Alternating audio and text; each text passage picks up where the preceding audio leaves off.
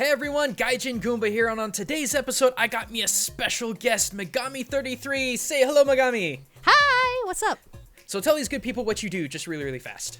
I am a parody artist slash voice actress, and I'm mostly known for doing tons of stuff with Team 4-Star. She's also Bulma, that sassy young lady. I'm Bulma, Chaozu, Puar, and Integra in Hellsing Ultimate Abridged. Oh my gosh, that is a lot. Yes. Okay, so here's the thing. I've promised you guys an analysis of Alolan Dugtrio for a very long time now.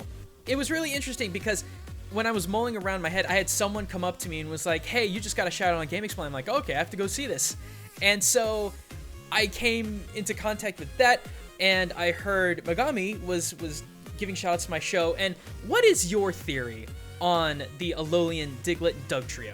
It's kind of funny because, like, I didn't have a theory at first because I was just kind of joking around with my friend Derek on the podcast, but then I really did some digging because I was really curious, and I knew these guys weren't just going to make up things for no reason.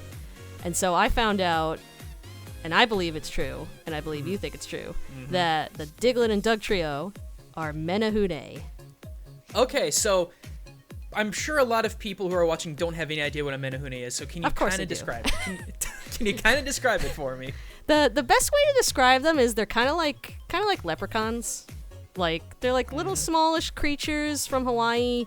They live in the forests and the mountains, and people don't see them because they're usually sneaking around at night, and they build things. They build like fish ponds and roadways and temples, at least back in the day. And yeah, that's basically it. They're just like quick little builders. Cool. And so to kind of counter that, let's talk quickly about what Alolan Diglett and Dugtrio are for those of that haven't seen it. So basically, these new Diglett and Dugtrio live near volcanic areas. They kind of keep themselves away, but they also will like create giant tunnelways. They'll plow land. They'll actually plow land for other people too, which is kind of interesting. They're also kind of this sort of a totem creature for people. Like if they try to run away or pop out, that means a volcano is about to erupt, so they just kind of skedaddle out of there as fast as they can. But the weird thing, like the weirdest thing about these guys is that they have hair. They have blonde hair at that, and there's so many jokes and memes going around the internet because of it. And the funny thing is that it's supposed to be metal. Like the Alolan Diglett and Dugtrio is ground steel instead of just ground, so to speak.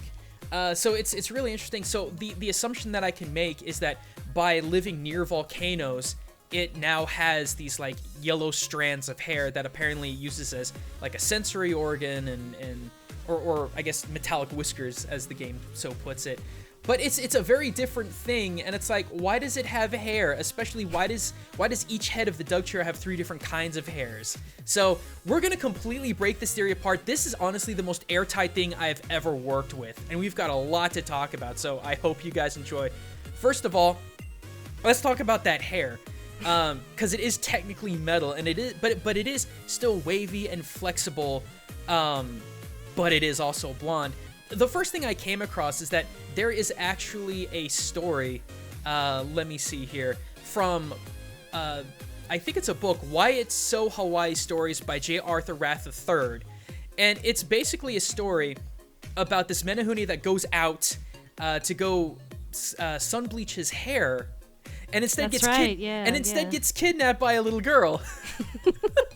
And this little Menehune named Mahani just basically goes home with this girl until she grows up and then goes back. And I mean, that's basically the story. It's kind of like a weird coming-of-age story, but this freaking Menehune got in trouble because he wanted to go out and bleach blonde his hair. But that's only the small part of it. What do you think, Megami, about the whole hair thing? Well, I know we discussed a bit about how it's related to the goddess of volcanoes, with her luscious blonde hair, and how it's mostly, it comes off from the volcanoes, right? It's like right. Yeah. And that's officially called Pele's hair, and Pele is the goddess of volcanoes. And this stuff's crazy because it looks like straw, but it's fiberglass. From what I could find on the wiki, the strands are formed through the stretching of molten basaltic glass from lava, which is God, what a word. Usually from lava foundations, cascades, and flows. It's extremely light, so wind will actually kick it up in the air, and it will travel several miles away from its original location, so it'll land in trees and like radio antennas and people's houses.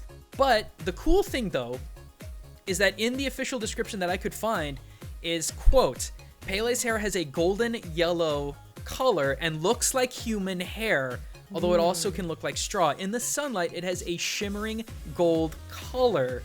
The lengths can vary a lot, but has an average of 2 to 6 inch length. And the way that the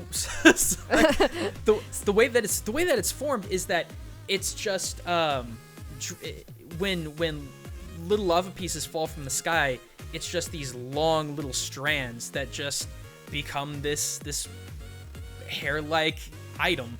Yeah, and that can go from so many different things with the 3 Dugtrio because they have different styles of haircuts, and even though they're labeled as whiskers kind of on the Pokemon website, just absorbing probably like the volcanic soil or something, it kind of makes sense that they would have the hair like that. Mm-hmm. But there was one other theory that we had talked about. Let's tell the audience about the idea of European settlers, because I think that would be a good one. So it's kind of a back and forth between Menehune legends. Some say that like they've existed before Hawaiians even like settled into the land, but there are other stories saying that when European settlers actually invaded certain territories in Hawaii, that they were given the name Menehune, which is kind of a term for lowly man, or kind of a meanish term for someone that shouldn't be on their land. I guess that can sort of explain maybe like why their hair could also be blondish also, but why their styles look maybe sort of European, but... Right. I think the clincher really is Pele's hair, but that I can also see. Yeah. So let's talk about the other aspects of the design, and let's you'd mentioned the 3 different hairstyles, so let's talk about Dugtrio. You had a really interesting theory about these 3, so let's hear that. So while researching Menehune, I found a few stories. The one that you mentioned before, I did run across that one, because I was trying to see if the Menehune did have hair, and most of them really didn't, or they had like buzz cut kind of stuff. Right. But there was one interesting story that I found out, and forgive me for all the pronunciation mistakes. That's okay. My audience is used to it coming from me. I've been to Hawaii once and didn't really learn too much of the culture. Oh, it's all right. So we got the 3 legendary Menehune, and they were called Halalulu, Molawa, and Ilu. Yep. And this story originated from a place called Ainahou, which is a forest on the north side of Halakala Crater on Maui. So Maui being the big one.